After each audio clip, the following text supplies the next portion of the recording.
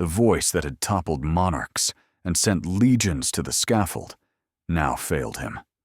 On the 9th of Thermidor, in the hall of the National Convention, the room was a boiling cauldron. The air was thick with Parisian summer humidity, sweat, and a concentrated animal hatred. Maximilien Robespierre, the Incorruptible, stood at the tribune, but his words were drowned in a deafening roar, a roar that, only yesterday, had been one of adoration. His immaculate blue coat, the same one he had worn as the high priest at the festival of the Supreme Being just weeks before, now seemed like a burial shroud. His pale, pock-marked face contorted, not in fear, but in shock and righteous anger. He, the embodiment of the revolution, its purest spirit, was being betrayed by his own children. The accusation thrown by a deputy, Luchet, was the spark that lit the powder keg. "I demand Robespierre's arrest." And immediately, like a verdict, a cry that became the era's epitaph, "The blood of Danton chokes you." This was more than a metaphor. It seemed the ghosts of the comrades he had executed, Danton, Desmoulins, Hébert, had truly seized his throat, physically preventing him from speaking a word in his own defense. The central dramatic paradox of his life was laid bare with ultimate cruelty. The man who saw himself as the personification of absolute, incorruptible virtue was being accused of drowning the Republic in blood. How had this happened? Who were these men who dared defy the living symbol of the revolution? And how did they manage to silence the man whose will, just yesterday, was the law of France? This deafening failure at the tribune was merely the climax, the final act of a drama whose roots ran deep into the very world Robespierre had so passionately sought to destroy and remake. To understand how the Incorruptible fell, we must first understand the ashes from which he rose. The world Maximilien Robespierre entered in 1758 was like a magnificent palace, rotten from within. France, having reached the peak of its power under the Sun King Louis XIV, was plummeting into an abyss under his heirs. It was an age of screaming contrasts. On one hand, the splendor of Versailles, where the aristocracy burned through life in a whirlwind of balls and intrigues, drowning in luxury they did not pay for. On the other, the desperate poverty of 25 million peasants and city dwellers, the so-called Third Estate. The state treasury was empty, drained by a series of disastrous wars, including the humiliating defeat in the 7 Years' War and the paradoxically victorious but financially catastrophic support for the American Revolution. The tax system was absurd and deeply unjust. The clergy and nobility, who owned most of the land and wealth, were virtually exempt, while the entire fiscal burden fell on the shoulders of those who could barely make ends meet. It was a powder keg, and the fuse was ideas. The Enlightenment was at its peak, and the air of France was electrified with the thoughts of Voltaire on liberty of conscience, Montesquieu on the separation of powers, and most importantly for our story, Jean-Jacques Rousseau on popular sovereignty and the social contract. These ideas, born in salons and philosophical tracts, trickled down into the minds of lawyers, journalists, merchants, and even literate artisans, forging a new generation that no longer wished to tolerate the divine right of kings and class privilege. Royal authority, once absolute and sacred, was losing its mystique by the day. Louis XVI, a kind but indecisive man, utterly unprepared for the role of reformer, attempted timid reforms, but was blocked at every turn by the furious resistance of the privileged classes. The world was on the verge of a massive explosion, desperately waiting for someone to articulate its rage, direct its fury, and offer a path to salvation. It did not yet know that its savior and its executioner would arrive as one and the same person. In this world, torn between the archaic and the modern. In the quiet provincial town of Arras in northern France, the character of the future dictator was being forged. Fate treated Maximilien Robespierre cruelly from the start, leaving deep, unhealed scars on his soul. He was the firstborn son of a lawyer, but the family idol was short-lived. When he was just 6, his mother died in childbirth. His father, unable to cope with the grief, first took to drink and then abandoned the family entirely, leaving 4 children to their fate. This paternal betrayal became the formative trauma of his life. He, as the eldest, was suddenly responsible for his younger siblings, and this adult burden crushed his childhood, robbing him of all lightness and spontaneity. He was raised by his maternal grandfather, a wealthy brewer, and 2 unmarried aunts. They gave him what he needed, but the cold, strict atmosphere of their home only reinforced his natural reserve and seriousness. From childhood, he was different. Other children played. He read. Others made mischief.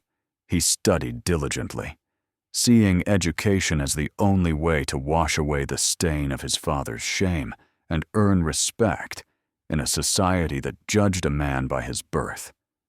In this early tragedy lie the origins of his future character. Iron self-discipline, a contempt for human weakness, which he saw in his father, a pathological sense of duty, and a deep, all-consuming thirst for recognition. He had to become flawless, infallible, incorruptible, to prove to the world, and above all to himself, that he was not like his father. This internal struggle, this quest for moral perfection, would later transform from a personal drama into a political program, where an entire nation, not just a family, would be purified. If his personal life was defined by an absent father, his intellectual life was defined by another, the Genevan philosopher Jean-Jacques Rousseau. For young Maximilien, Rousseau's works, especially his masterpiece, The Social Contract, became not just food for thought, but a true revelation, a sacred text that held the answers to all questions of existence. He didn't just read Rousseau, he breathed him. He saw in his ideas a mathematical formula for a perfect society. It was from this source that Robespierre derived the concept of the general will, not just the sum of private opinions, but a higher, objective truth that expressed the people's true interests, even if the people themselves didn't realize it. This idea became the cornerstone of his entire worldview. He came to believe that there was only one correct, virtuous path for the nation. Anyone who deviated from this path was not simply an opponent, but an enemy of the people, a traitor to the general will. Rousseau also gave him the image of the ideal citizen, a Spartan, strict, austere, ready to sacrifice personal happiness, family, and even life for the good of the Republic. In this image, Robespierre recognized himself. He began to consciously cultivate this Rousseauist virtue, modesty. He lived his entire life lodging with a carpenter. Precision in dress, his carefully powdered wig and immaculate coat became his trademark, and above all, absolute incorruptibility in his principles. This worldview was both his greatest strength and his fatal flaw. It gave him an unshakable confidence in his own righteousness and attracted thousands of supporters tired of the cynicism and corruption of the old regime. But it also made him completely incapable of compromise or political dialogue. In his black and white world, there were no shades of gray, only virtuous patriots and corrupt traitors. Rousseau, without knowing it, had created in Robespierre his most faithful and most dangerous disciple, a man who would try to build a philosophical utopia using the most brutal and real of tools, the guillotine. Thanks to the patronage of local clergy, impressed by his abilities, young Robespierre received a scholarship and was sent to Paris, to the heart of French intellectual life, the Collège Louis le Grand. It was one of Europe's finest educational institutions, a true forge for the future revolution. One of his classmates was the future firebrand journalist, Camille Desmoulins. His years at the college only hardened Maximilien's character. Far from home, without money or influential relatives, he could rely only on his sharp mind and phenomenal diligence. He immersed himself in classical history, admiring the stoicism of Cato and the republican virtue of Brutus. He was the top student, his name celebrated at every exam. And it was here, within the college walls, that an episode occurred which many biographers consider symbolic. In 1775, the newly crowned King Louis XVI and his wife, Marie Antoinette, passed by the college. The top student, Maximilien Robespierre, was given the honor of reading the royal couple a welcome address in Latin. He prepared for a long time, polishing every word. On the appointed day, it was pouring rain. The young man, soaked to the skin, knelt humbly in the mud and delivered his panegyric. The king, tired from the long ceremony, didn't even glance at him. As soon as the speech ended, he ordered the carriage to move on. That moment, the royal indifference, the humiliation in the cold rain, is said to have left a profound mark on the ambitious young man's soul. He had seen firsthand the chasm separating him, a nameless provincial, from those at the pinnacle of this unjust world. Perhaps it was on that day that the cold, icy contempt for monarchy and aristocracy, which would later pour out in fiery speeches demanding their total destruction, was born in his heart. He did not know that in just over 15 years, destiny would bring him before that same king once more, not as a kneeling petitioner, but as his judge. After finishing his studies with honors and receiving his law degree, Robespierre returned to his native Arras to begin his practice. And here, in the provincial quiet, the principles that would later shake France were first heard in full voice. Unlike most of his colleagues, who sought lucrative cases and wealthy clients, Maximilien chose a different path from the very beginning. He became the lawyer for the dispossessed. His clients were poor peasants, falsely accused artisans, women denied their inheritance, all those who made up the silent majority of the Third Estate. He took on the most hopeless cases, often working for free, driven not by a thirst for profit, but by an acute sense of justice. One of his most famous cases was the lightning rod case, where he used all his eloquence and scientific knowledge to defend a man's right to install a lightning rod on his house, an invention of progress that superstitious neighbors considered blasphemous. In this case, Robespierre acted as a true son of the Enlightenment, a defender of science and reason against the darkness of ignorance. He turned every court appearance into a tribunal from which he denounced archaic laws, the privileges of seigneurs, and the tyranny of the authorities. His fame grew. He was spoken of as a man of rare honesty, principled and utterly incorruptible. That nickname, the Incorruptible, stuck to him then in Arras and became his greatest political asset. He consciously built an image for himself as an ascetic, a man immune to worldly temptations, living only to serve high ideals.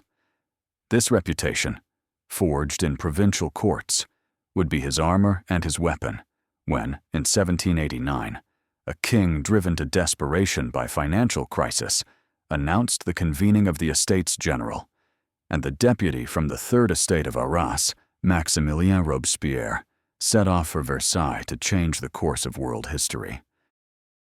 Behind the flawless facade of the people's defender, behind the image of the Stoic living by Rousseau's creed, lurked the internal mechanism that would turn the idealist into a tyrant. Robespierre's deepest, all-consuming motivation was not a simple thirst for power, like many politicians, nor a desire for fame.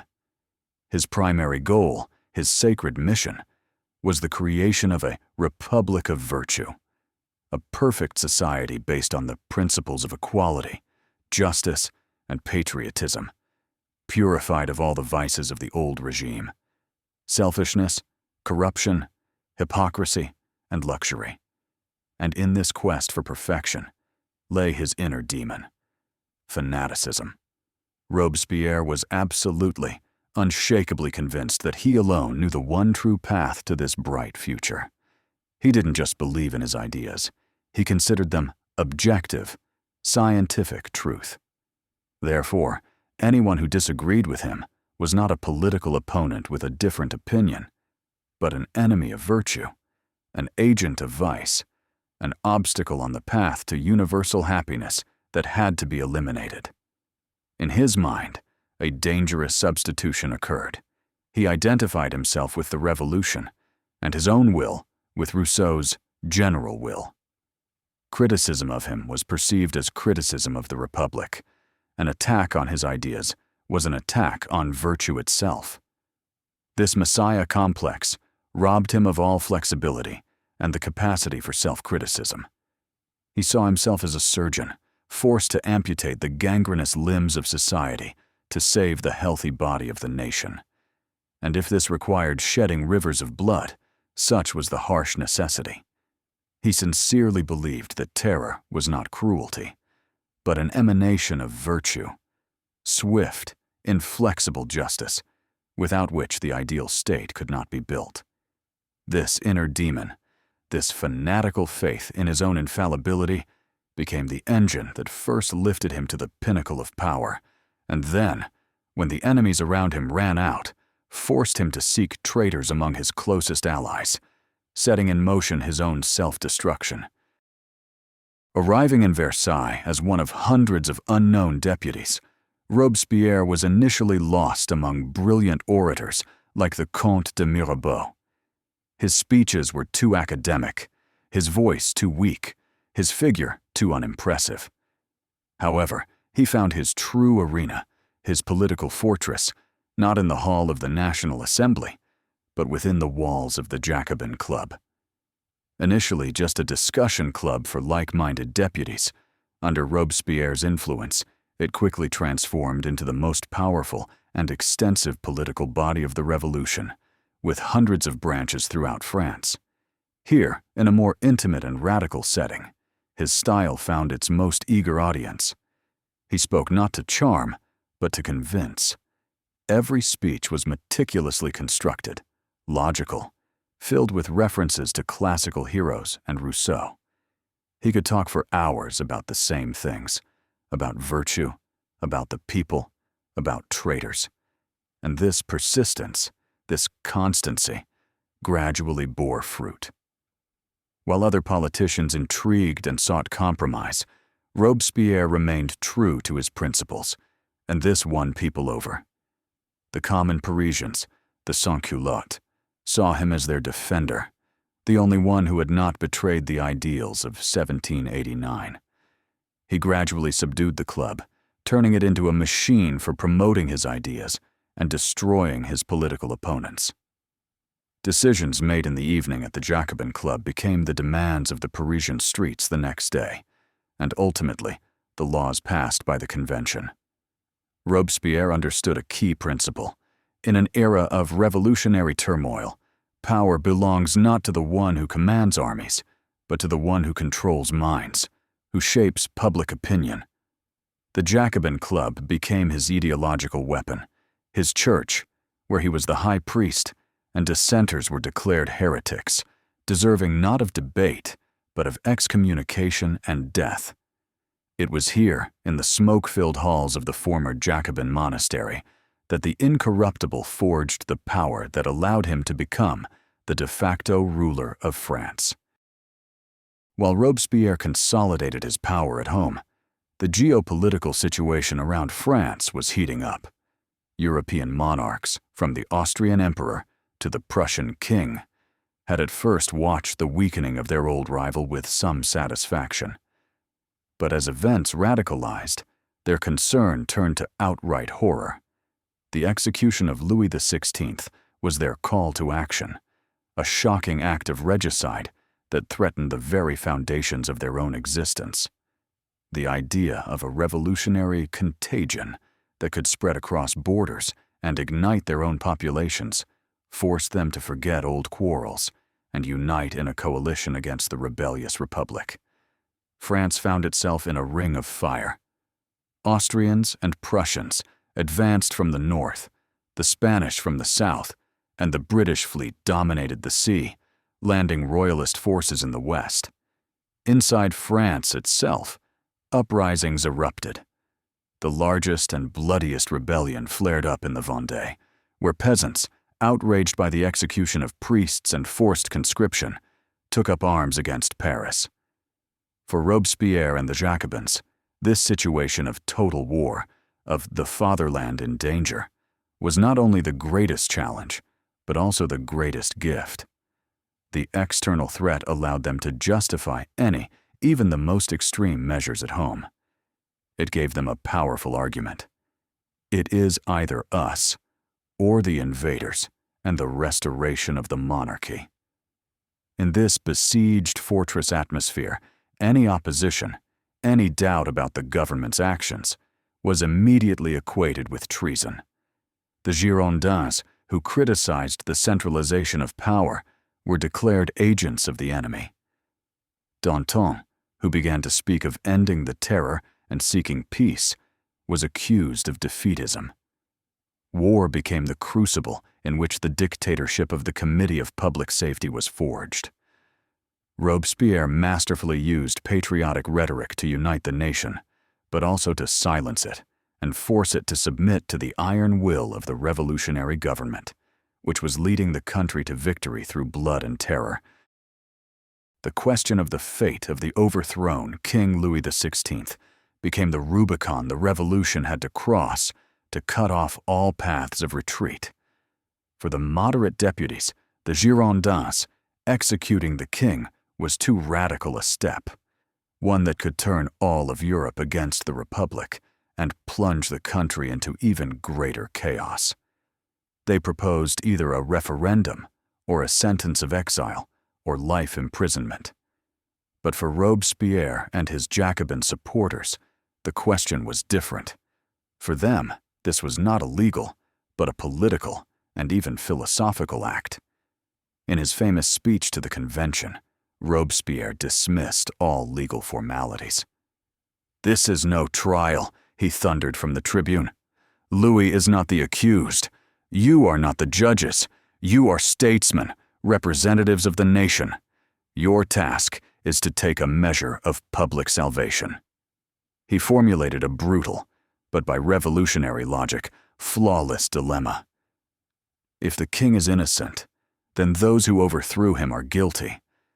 Therefore, to acquit the king meant to condemn the revolution. His final phrase became the death sentence, not only for the monarch, but for the entire era of compromise.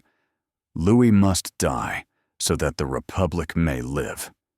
This statement captured the essence of his political philosophy. It was not about punishing a man, but about destroying a symbol.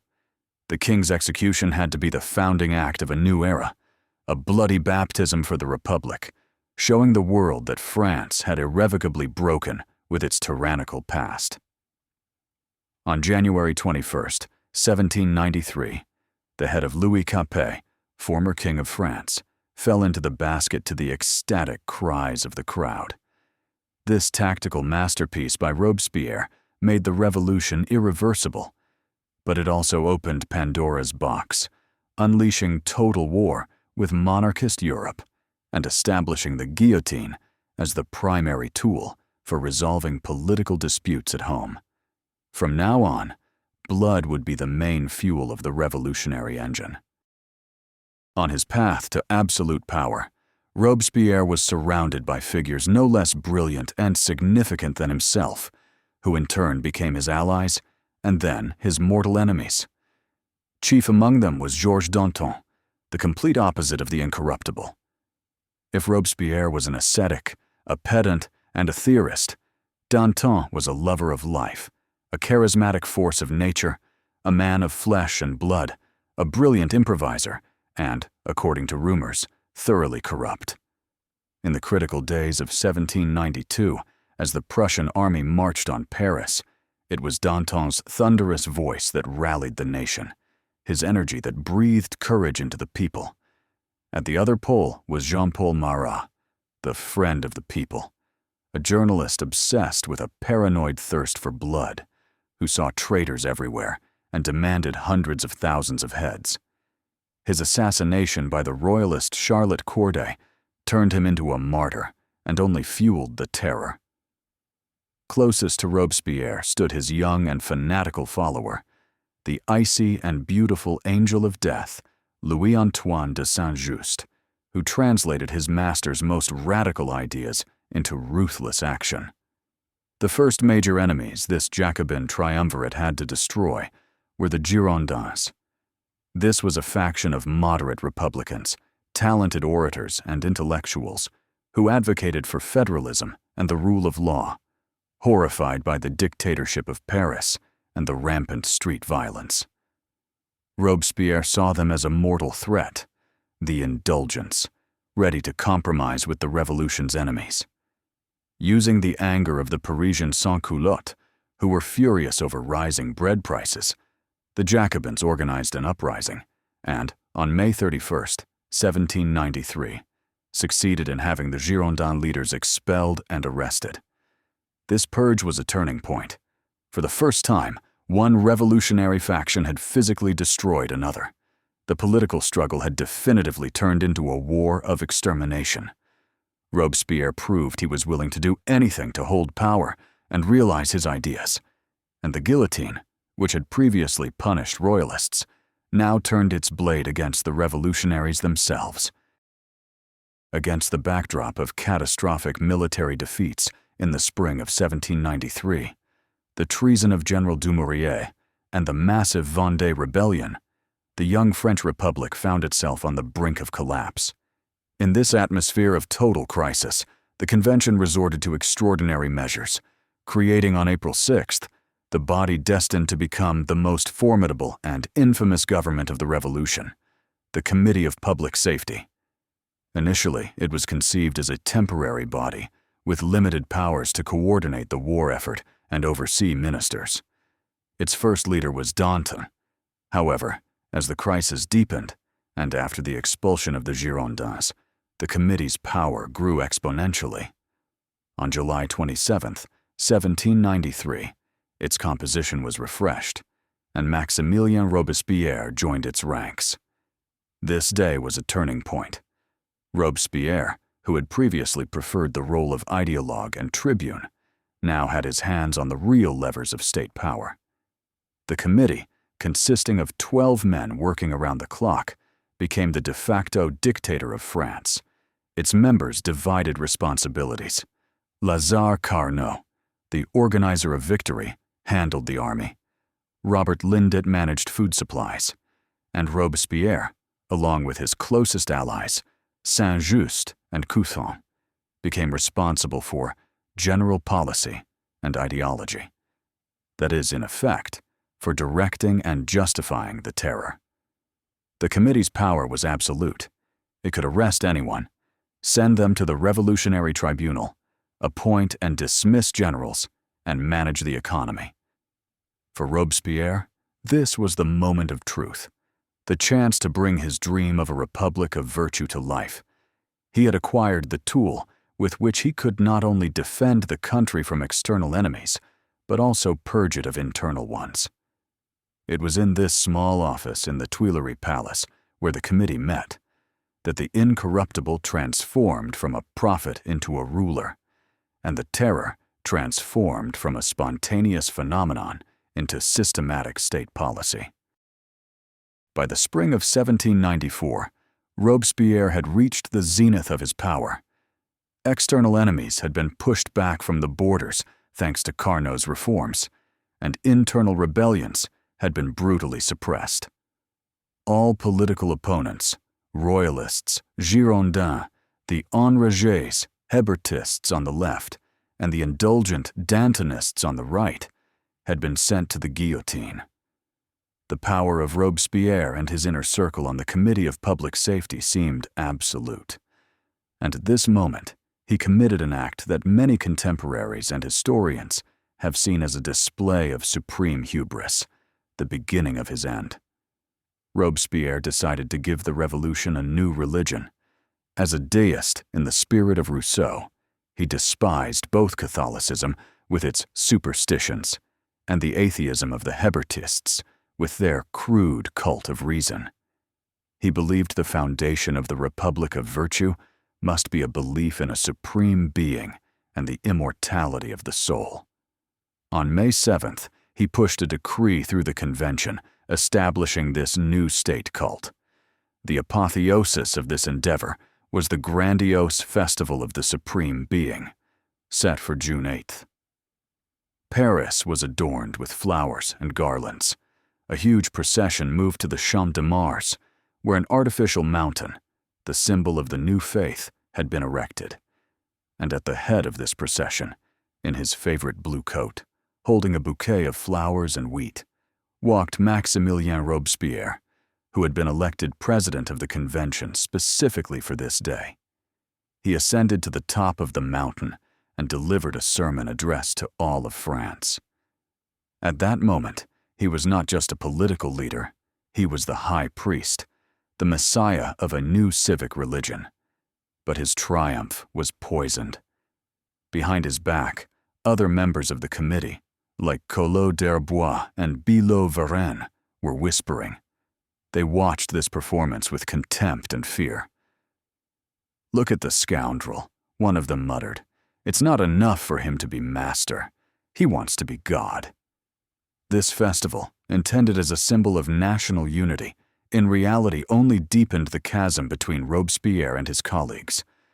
They saw in him not just a dictator, but a tyrant, aspiring to divine status.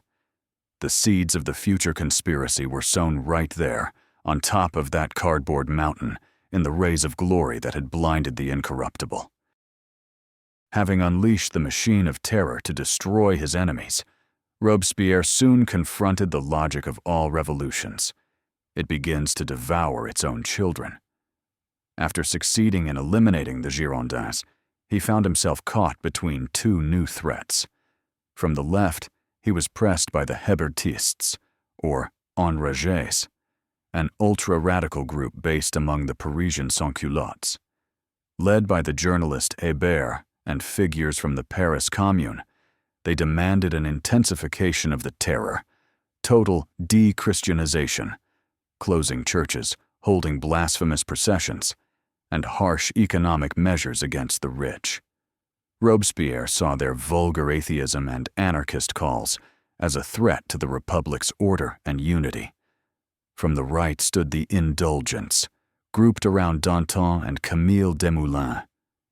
Tired of the bloodshed and seeing that the military threat had passed, they began to call for an easing of the terror, the creation of a committee of clemency, and a return to normal life. Robespierre, with his paranoid belief in eternal conspiracy, saw this not as fatigue, but as treason. A call for mercy, in his eyes, was tantamount to surrendering to vice. In the spring of 1794, he struck at both flanks. First, in March, the Hébertist leaders were arrested and executed. The Paris Commune was decapitated and brought under the committee's control. Then, just a few days later, in early April, it was Danton's turn. Danton's trial was a farce. When his thunderous voice began to shake the courtroom, a special decree was passed allowing the removal of defendants who insulted justice.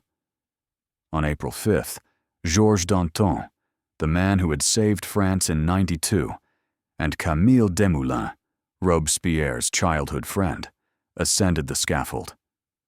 Legend says that on his way to the guillotine, Danton, passing Robespierre's house, shouted, "Maximilien, I am waiting for you." By executing the Hébertists and the Dantonists, Robespierre had destroyed the last organized opposition forces, but he had also destroyed the last people who might have supported him. He was left alone at the summit, surrounded only by the fear and hatred of those who understood that anyone could be next. After the elimination of all visible adversaries, it seemed the terror should have subsided. But the opposite happened.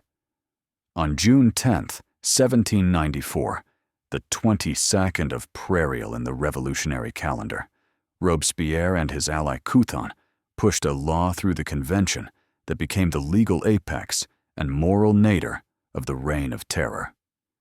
This law abolished the last guarantees of justice and turned the Revolutionary Tribunal into a death conveyor belt.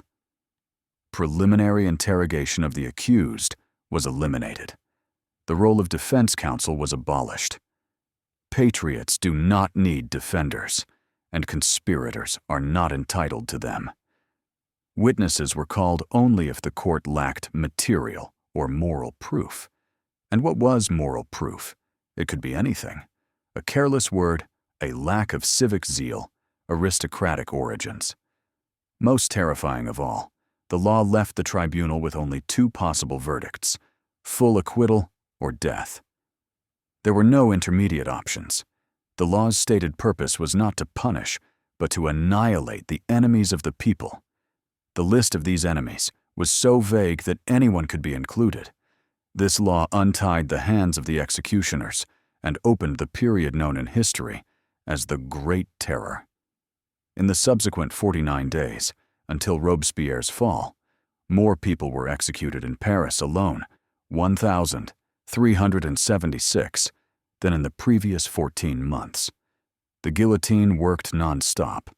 The carts of the condemned, moving toward the execution site, became a mundane part of the Parisian landscape. The law of 22 Prairial was the fatal line, after which the fear in society turned into panic-stricken horror. The deputies of the convention who had voted for this law suddenly realized they had created an instrument that could, at any moment, be turned against them without trial or defense. It was this absolute existential fear that became the main catalyst for the conspiracy that would overthrow the Incorruptible. Although from the outside it seemed that the Committee of Public Safety was a monolithic dictatorial junta, by the summer of 1794 it had, in reality, become a snake pit, torn apart by internal conflicts, personal animosities, and mortal fear. Of its 12 members, only 2, Saint-Just and Couthon, were unconditionally loyal to Robespierre, forming a kind of triumvirate. The others represented different factions and had their own ambitions and views. Lazare Carnot, the brilliant military organizer, despised Robespierre and Saint-Just for their ideological fanaticism and interference in military affairs. Furious arguments constantly erupted between them.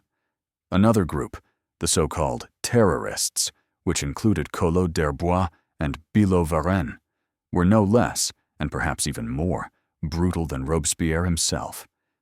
They were responsible for massacres in the provinces, Collot in Lyon, for example, and were linked to the executed Hébertists.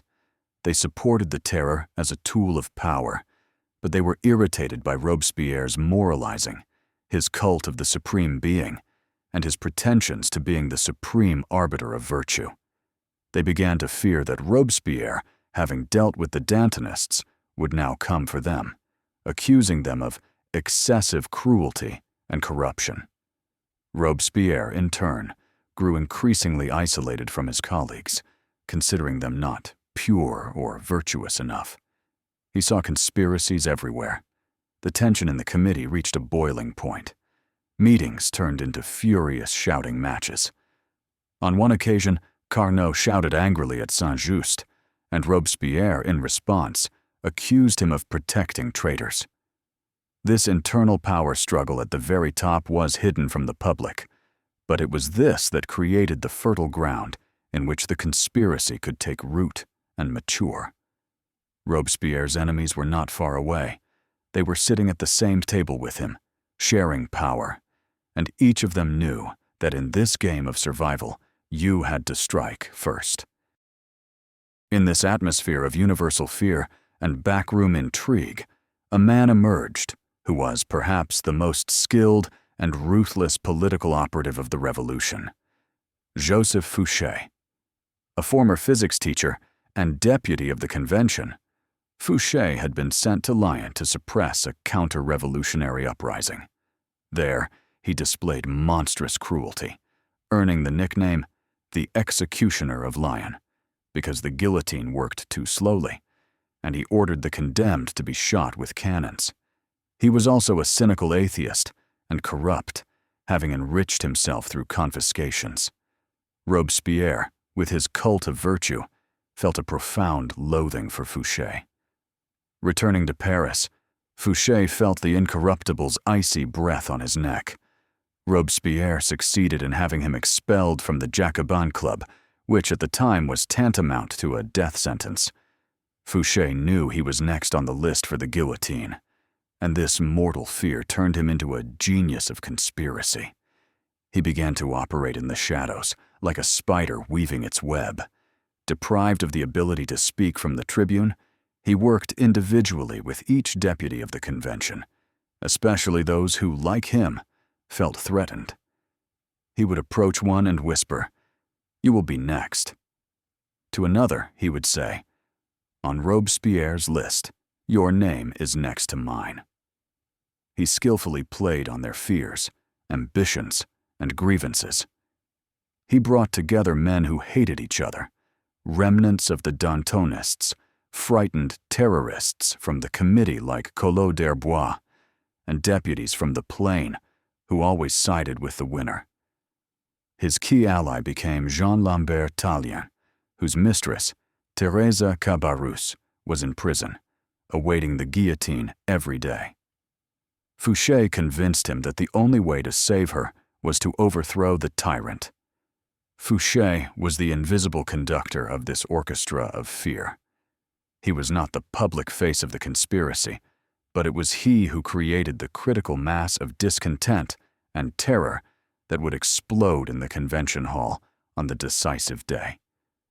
He showed that a man armed with the idea of virtue could only be stopped by those armed with the most powerful weapon of all, the instinct for self-preservation. At the height of the Great Terror, when it seemed his control should have been absolute, Robespierre made an inexplicable and, as it turned out, fatal tactical move.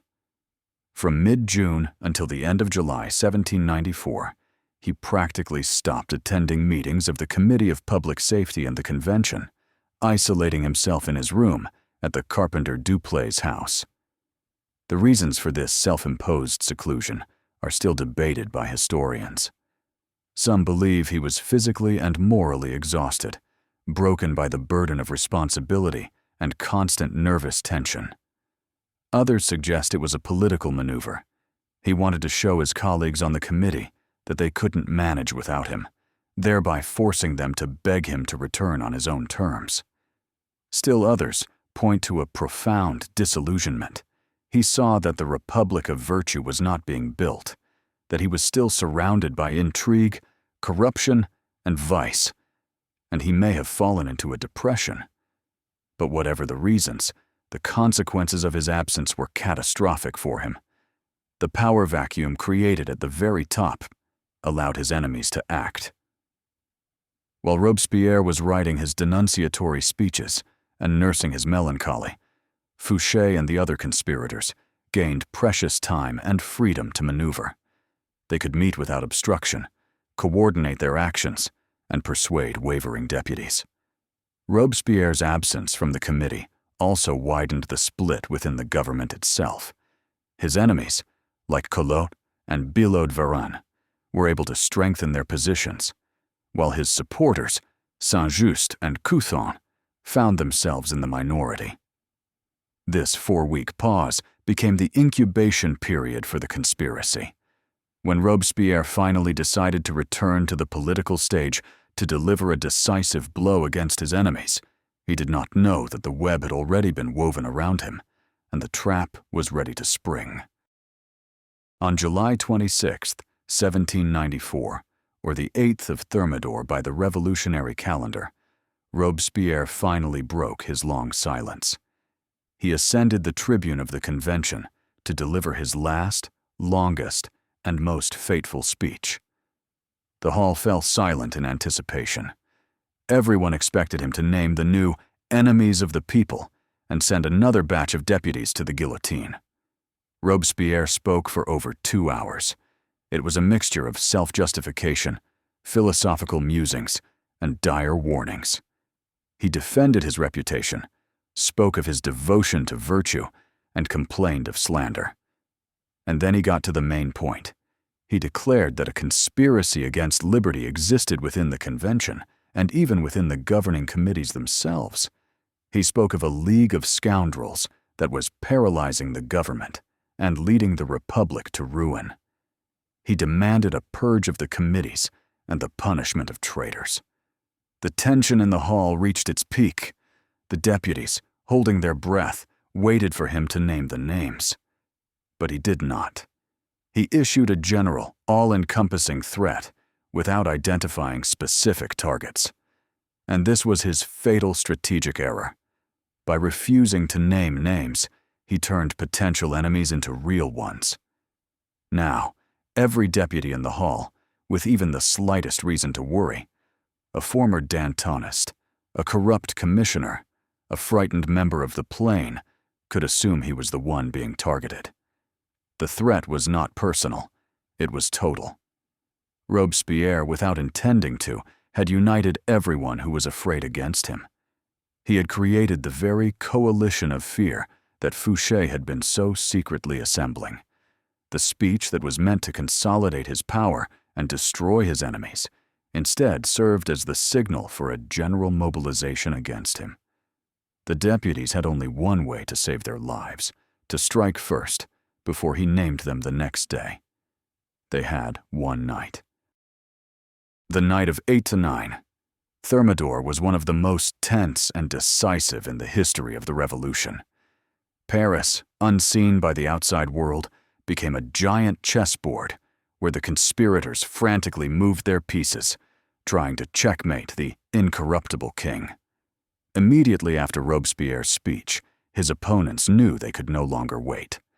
The center of the conspiracy became Jean Lambert Tallien, driven not only by fear, but by love. From prison, his mistress Thérèse Cabarrus had sent him a note with a dagger, containing just 2 words. "Coward, I die tomorrow." Fouché, the chief shadow puppet master, who had prudently stayed away from the session, continued his work, now against the clock. The conspirators split up, shuttling through the night city. They knocked on the doors of influential deputies from the plain, those who usually waited to see who would win. They persuaded, threatened, and appealed to the instinct for self-preservation. "He didn't name names today," they said, "but tomorrow he will name yours. It's either us or him." They took a risky step and forged an alliance with their ideological enemies on the Committee of Public Safety, Collot d'Herbois and Billaud-Varenne. They hated these ultra-terrorists, but for now they had a common enemy. A detailed plan of action for the morning session of the convention was developed. Do not let Robespierre or his key ally Saint-Just speak. Drown them out with shouts, and immediately put a decree for their arrest to a vote. The key was to prevent any discussion, any chance for Robespierre to use his oratory skills to turn the situation around. Meanwhile, Robespierre spent the evening at the Jacobin Club, where he received an ovation and triumphantly repeated his speech.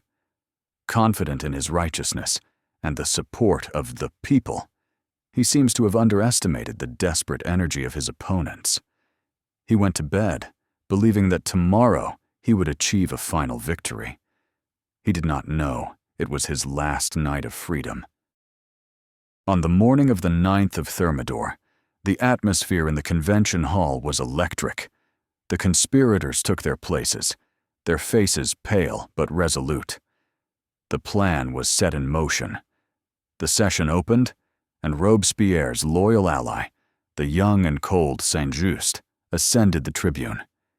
He began to read a speech in defense of the Incorruptible, but didn't get past the first few sentences.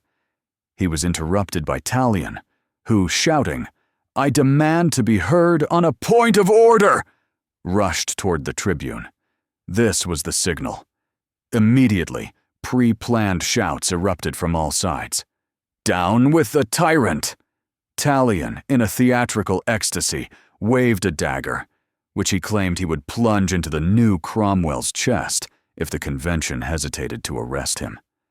The session's president, Collot d'Herbois, one of the key conspirators, refused to let Robespierre speak, constantly giving the floor to his accusers. Billaud-Varenne accused him of dictatorial ambitions and protecting aristocrats. Robespierre darted around the hall, trying to reach the tribune, but he was pushed back. He appealed to the deputies of the plain, to the pure men, but they turned away from him. And then, the scene that became the symbol of his fall occurred. He tried to speak, but his voice broke, choked with rage and perhaps physical exhaustion. It was at this moment that a deputy shouted the famous phrase, "The blood of Danton chokes you." The hall exploded in applause. Robespierre, having completely lost his composure, screamed, "For the last time, President of Assassins, I demand the floor." But it was too late. The convention, which had trembled before him just yesterday, now sensed its own power. A previously unknown deputy, Luchet, put the motion to arrest Robespierre to a vote. The decree was passed unanimously, amidst deafening cries of "Long live the Republic!" Along with Maximilien, his brother Augustin, Saint-Just, Couthon, and Lebas were arrested. The trap had snapped shut. The arrest of Robespierre and his supporters should have been the end of the drama, but it was only the beginning of its final, bloodiest act. While the convention celebrated its victory, another powerful force intervened. The Paris Commune, the City Council of Paris, which was a bastion of the Jacobins and loyal to Robespierre personally. Upon learning of their leader's arrest, the Commune declared an insurrection against the oppressors of the people in the convention. The jailers where the deputies were taken were ordered not to accept them. Soon, Robespierre and his allies were freed by loyal National Guardsmen and taken to the City Hall, the Hôtel de Ville. This was the moment of truth, a moment of dual power. On one side was the convention, possessing the legitimacy of the national parliament, but lacking significant military force in Paris at that moment. On the other was the Commune, backed by the armed sans-culotte sections and holding the living symbol of the revolution, the Incorruptible. The fate of France hung in the balance. Had the Commune acted quickly and decisively, it could have dispersed the convention and established a full dictatorship under Robespierre. The tocsin rang out, and the sections began to gather their men. However, the conspirators in the convention were not idle. They declared Robespierre and his supporters outlaws. This was a brilliant move. From now on, any citizen could kill them on sight without trial. Paul Barras, a former viscount and a man of action, was appointed commander of the convention's armed forces. He immediately began to rally troops loyal to the government from the more moderate bourgeois sections of Paris. A race against time had begun. Who could gather enough force and strike first? The night of 9-10. Thermidor was a night of missed opportunities for Robespierre. Assembled in the Hôtel de Ville, he and his allies were at the center of a potential uprising, but they could not, or would not, lead it. Here, Robespierre's fatal flaw was fully exposed. He was a man of the law and the tribune, not a man of the streets and barricades. Even at this critical moment, with his life on the line, he hesitated, dithered, and waited for the people to come and save him. He gave no direct orders to storm the convention. Instead, he and his allies busied themselves with writing appeals and proclamations. They believed in the power of words, while their enemies were betting on the power of bayonets. This indecision was perhaps rooted in his deep conviction that he was acting in the name of the law. An open rebellion against the national representatives would turn him into a mere insurgent, the very tyrant they accused him of being. He wanted to be saved, not to save himself through a coup d'etat. Meanwhile, the sans-culotte units loyal to the Commune gathered in the square before the city hall, waited for hours for orders that never came. Rain began to fall. The men began to drift away. The uprising's energy was dissipating. Barras, on the other hand, acted with speed and vigor. He gathered several thousand National Guardsmen from the wealthy western districts of Paris, who hated the Jacobins, and led them to assault the Hôtel de Ville. The time Robespierre spent on proclamations, his enemies spent on mobilization. The Incorruptible's last chance was lost, sacrificed to his own faith in a legality that, in a revolutionary death match, proved to be a fatal weakness. Around 2 o'clock in the morning on the 10th of Thermidor, troops loyal to the convention, led by Barras and a gendarme named Méda, approached the Hôtel de Ville. The square in front was now almost empty. The guards left by the Commune offered no serious resistance. The soldiers stormed into the assembly hall, where Robespierre and his inner circle were still gathered. Chaos erupted. Robespierre's brother, Augustin, tried to escape by jumping from a window, breaking his leg. Couthon, in his wheelchair, fell down a staircase. Philippe Lebas, the youngest of them, reportedly shot himself. And then, an event occurred that will forever remain one of the revolution's mysteries. Another shot rang out, and Maximilien Robespierre fell, covered in blood. The bullet had shattered his left jaw. What was it? A suicide attempt, a final stoic act in the spirit of the Roman republicans he so admired? Or was it the shot of the gendarme Méda, who later boasted that he was the one who had neutralized the tyrant? Eyewitness accounts contradict each other, but the historical irony of the moment was terrifying and symbolic. Maximilien Robespierre, the man whose power rested entirely on his voice, on his ability to persuade, denounce, and condemn from the tribune, was, in his final hour, physically deprived of the power of speech. Bloody, his jaw shattered, unable to utter a word in his own defense, he was laid on a table in the Committee of Public Safety, the very room from which he had ruled France just yesterday. His silence was louder than any final words. The voice of the revolution, taken to its fanatical extreme, was silenced forever, choking on its own blood. Maximilien Robespierre's final journey to the scaffold was a grotesque inversion of his triumphant procession at the Festival of the Supreme Being. On the evening of the 10th of Thermidor, 3 carts, carrying 22 condemned men, left the Conciergerie prison. They included Maximilien and Augustin Robespierre, Saint-Just, Couthon, and the mayor of Paris. As they had all been declared outlaws, no trial was needed. Simple identification was enough. Robespierre, his bloody jaw loosely bound, lay on the floor of the cart, half alive, unable to even stand. The procession moved slowly through the same streets where he had recently been hailed as the savior of the nation. But now, the crowd's mood had changed completely. The people, who had lived in panic for the last weeks of the Great Terror, poured into the streets to express their joy and hatred. The very Parisian mob he had considered the embodiment of the virtuous people now hurled curses, mockery, and insults at him. Women danced around the carts, fists were shaken at him from windows. When the procession passed the carpenter Duplay's house where he had lived, the cart was stopped. Boys dipped brooms in buckets of bull's blood from a nearby butcher shop and splattered his front door. It was an act of ritual humiliation, a symbolic cleansing of the stain. At the Place de la Révolution, soon to be renamed the Place de la Concorde, the guillotine waited. As he, the last, was dragged to the scaffold and the bandage was ripped from his jaw, he let out a cry of pain, the only sound he had made since being wounded.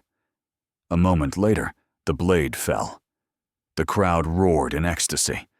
According to witnesses, the roar did not die down for 15 minutes. Thus ended the life of the Incorruptible, and thus, by a final irony, his death was celebrated by the very people to whom he had dedicated his life, and whom he had tried to make happy by force. And so, the central question posed at the beginning of our story finds its cruel and paradoxical answer. Who stopped the Incorruptible when he began to execute everyone? He was not stopped by royalists, foreign spies, or moderate liberals. The mechanism that destroyed Robespierre was not external. It was triggered from within the very system he had created. He was overthrown and sent to his death by his own colleagues, his comrades in revolution, men whose hands were just as bloody and often bloodier than his own. The conspiracy against Robespierre was not led by fighters for freedom and human rights, but by radical terrorists just like him. Collot d'Herbois and Billaud Varennes from the Committee of Public Safety, Tallien, avenging his mistress, and, of course, the cynical Intrigian Fouché, the executioner of Lyons. These men did not unite over ideological differences. They overthrew Robespierre not because he was too cruel, but because his virtue had become a personal threat to them. They acted not out of principle, but out of the most ancient and powerful human instinct: self-preservation.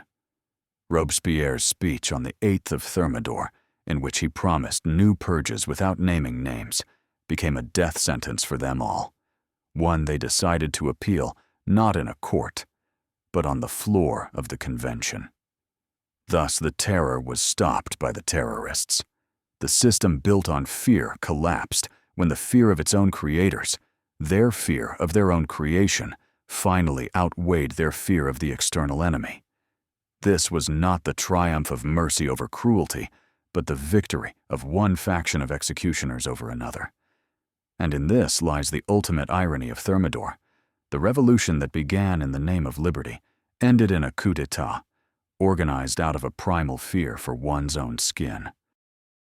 On the evening of the 10th of Thermidor, 1794, the blade of the guillotine ended the life of Maximilien Robespierre. His execution was not just the death of a man, it was the end of an era. The fall of the Incorruptible set off a chain reaction known as the Thermidorian reaction. The men who overthrew him did not initially intend to end the terror, they only wanted to save themselves. However, public opinion, freed from its paralysis of fear, demanded change. In the following days and weeks, the revolutionary pendulum swung violently in the other direction. The Jacobin Club was closed. The Committee of Public Safety was stripped of its dictatorial powers. Suspects were released from prisons in droves. Soon, yesterday's executioners found themselves on trial, and the most odious terrorists were sent to the guillotine. A period of white terror began, as royalists and moderates took their revenge on the Jacobins. The atmosphere in Paris changed dramatically. The austere asceticism and cult of virtue were replaced by a wild thirst for life, luxury, and pleasure. The newly rich, who had profited from speculation, flaunted their wealth. Fashionable dandies, the Incroyables and Merveilleuses, filled the streets. The revolution had cast off its Spartan toga and put on a frivolous costume. Although the rise of Napoleon Bonaparte was still several years of chaos and political instability away, the 10th of Thermidor became the symbolic end point of the most radical and bloody phase of the French Revolution. The blade that beheaded Robespierre also cut the thread that held up the utopian and ruthless quest to build a perfect society by force. The revolution was not over, but it had lost its messianic fervor, its belief in the possibility of creating a new man and a republic of virtue on earth. The path to that paradise had turned out to be a highway to hell, and the execution of its chief architect was the final stop on that road. the figure of Maximilien Robespierre remains one of the most controversial and hotly debated in world history. Appraisals of his personality and actions are polar opposites, and the argument over whether he was a saint or a devil has raged for more than 2 centuries. For some, especially for 19th-century conservative and liberal historians, he is a bloody tyrant, a monster born from the chaos of the Revolution. They see him as a forerunner of 20th-century totalitarian dictators, from Lenin to Pol Pot, a cold, soulless fanatic who sacrificed millions of human lives in the name of an abstract idea. His cult of the supreme being is seen as a manifestation of megalomania, and the terror as the result of his personal paranoia and thirst for power. In this interpretation, he is the chief villain of the revolution, the man who twisted its bright ideals of liberty and fraternity into their opposites. However, there is a completely different tradition, stemming from leftist, socialist historians. For them, Robespierre is a martyr to the cause, a tragic hero who dared to challenge not only the monarchy, but also the power of money, the power of the bourgeoisie. They see him as the first great democrat, an unbending fighter for universal suffrage, for social justice, for the rights of the poor. In their eyes, he truly was the incorruptible in a world of total corruption. The terror in this concept was not his personal invention, but a brutal yet necessary measure, a response to foreign aggression and internal counter-revolution, without which the Republic would have been doomed.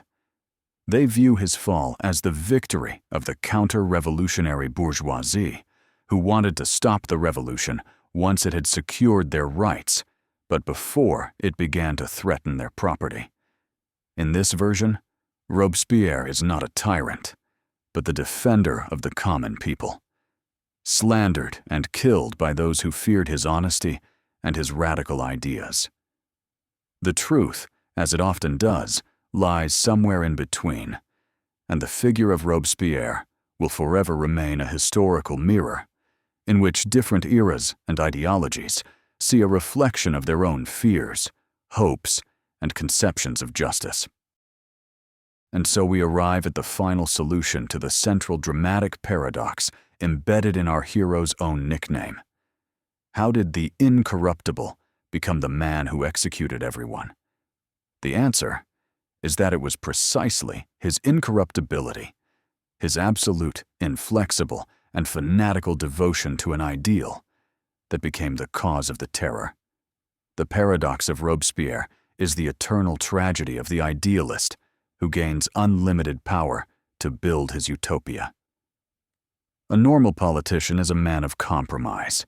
He maneuvers, negotiates, retreats, and seeks alliances, understanding that politics is the art of the possible. But Robespierre was not a politician in this sense.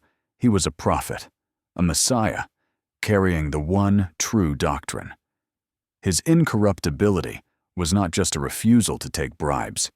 It was a refusal to make any compromise with vice, and in his eyes, vice was any deviation from his ideal republic of virtue. He was absolutely convinced that he knew how to make all people happy, and this knowledge gave him the moral right to eliminate anyone who stood in the way. He could not, and would not, understand that other people might have different ideas about happiness and justice. In his black and white world, there was no room for opponents. There were only allies and enemies, virtuous citizens and traitors. When he said that terror is nothing but justice, prompt, severe, inflexible, it is therefore an emanation of virtue. He was not being hypocritical. He sincerely believed that by sending people to the guillotine, he was performing an act of purification, like a surgeon removing a cancerous tumor. Thus, the paradox is resolved. The terror was not the negation of his virtue, it was its direct and logical consequence. His incorruptible faith in his own righteousness, taken to its absolute extreme, left no room in the world for anyone who disagreed with him. and when the external enemies were defeated, this machine of virtue inevitably turned against its own creators. The story of Maximilien Robespierre, the Incorruptible, who became the symbol of bloody terror, extends far beyond the history of late 18th century France. It is an eternal and universal warning to humanity, a lesson that every era is forced to learn anew. His fate is a vivid demonstration of how the noblest intentions, when taken to a fanatical extreme, can pave the road to hell.